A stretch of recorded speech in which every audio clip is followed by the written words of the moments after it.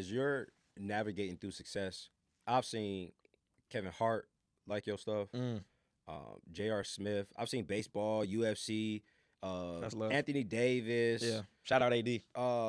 Matt Barnes. Like so many celebrities have interacted with you Yeah. and love your content. And I also see that you're at like golf events and you're moving up socially.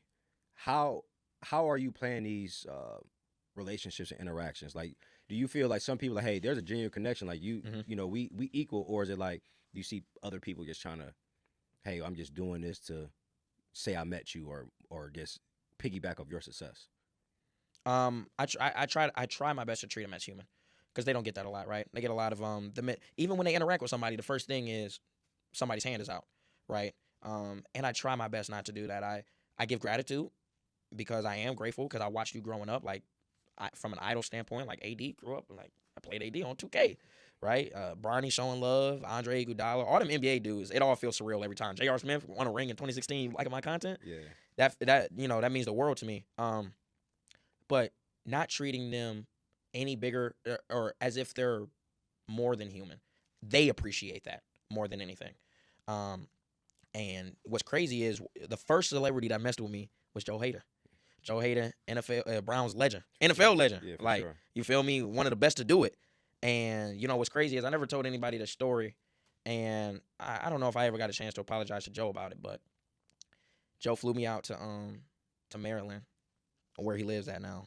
Crazy mansion, crazy. We had a great time, and he wanted to pay me for my service or of going out there and filming and whatnot. And I told him, no, it's cool. And then right before I left, he he wanted to sell me. And I said, no, it's cool. And in my head, but I ain't gonna lie, I low key did need the cheese because I had just quit my job. But in my head, I'm like, man, Joe done showed me so much love. He was the first celebrity to fly to Cleveland, fly me out to DC, and I texted him back like, hey, actually, and I knocked myself. That lives rent free in my head every single day. The fact that I went back on my word and ended up saying, all right, whatever you got. Because I told him you was cool, and then I went back on my word. You look like a lame for real. And I mean, thankfully he hasn't really acted too much different. But you don't do shit like that, and the money will flow. Money flows.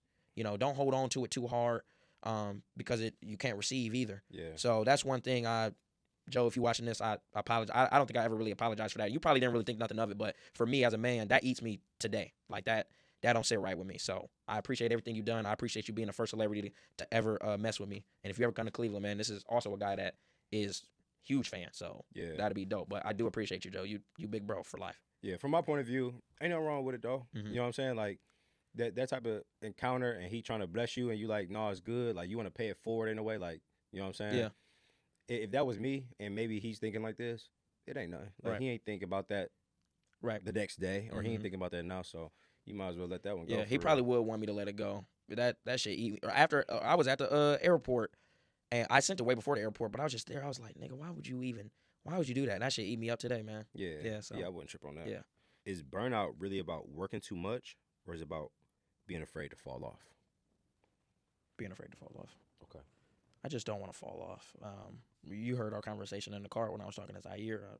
There's plenty of chances where you think, and I think because you think to yourself now, like 120, you did 100 in a year, you closing out on another year, you probably only gonna do another 25.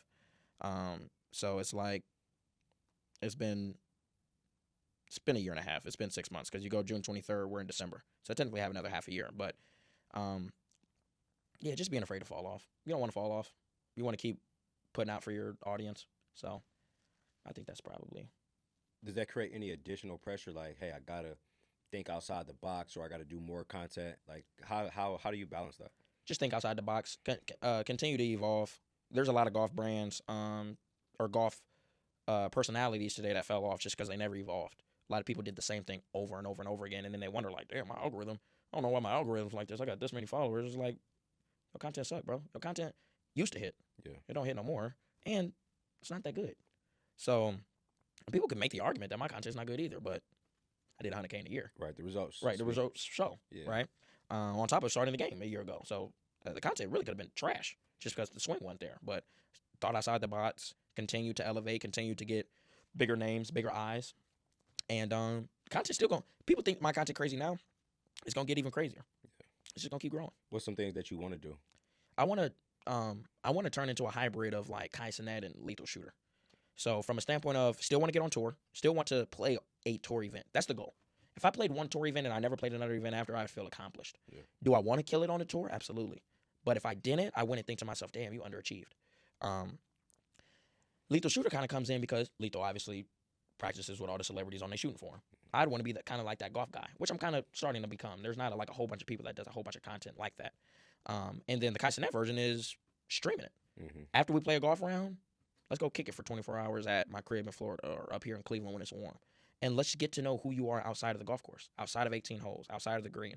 Who is Victor Cruz? Who is Joe Haden? Who is Flash Gordon, which we got that collab coming up pretty soon too. Who is Kevin Hart? Yeah. You know, I think I can be the perfect hybrid of that because they love golf. Like Kai obviously doesn't golf, but he does what he does. Kai has done a phenomenal job on what he's built. Lethal has done a phenomenal job with what he's built. When have you seen the two collide? Lethal don't stream, Kai don't teach celebrities. Yeah.